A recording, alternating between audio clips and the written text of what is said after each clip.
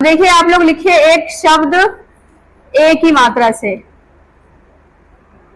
लिखिए केले। अब देखिए केले कैसे लिखेंगे, क के बाद एक ही मात्रा और ल के बाद भी एक ही मात्रा है, तो कैसे लिखेंगे?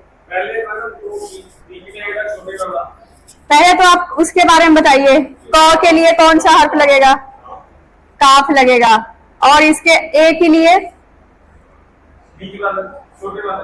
ये वाला, और लाम के लाम आ गया, फिर लास्ट में ये वाला राब आ रहा है, तो इसके लिए क्या करेंगे? ए के लिए ये वाला लगाएंगे। ठीक है, अब हमको क्या करना है? हम लोगों को इकट्ठा जोड़ना है। ठीक है, अब देखिए जोड़ेंगे कैसे। आधा काफ आ गया, एक ही मात्रा आ गई और लाम के साथ बड़ी वाली य आ गया। अब देखिए यहाँ पर क्या बात है कि अगर यहाँ बीच में जगह है तो आप नुक्ते बीच में डाल दीजिए, अगर जगह नहीं है तो आप नीचे भी लगा सकते हैं। ठीक है, इस लाइन के बाहर भी लगा सकते हैं। क्या बन गया? केले बन गया।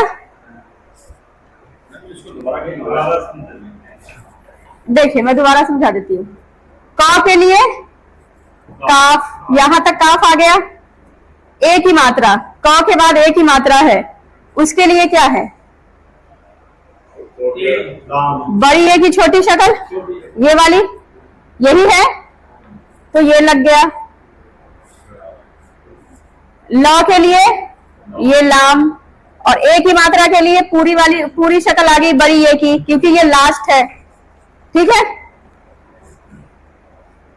आ गया समझ में?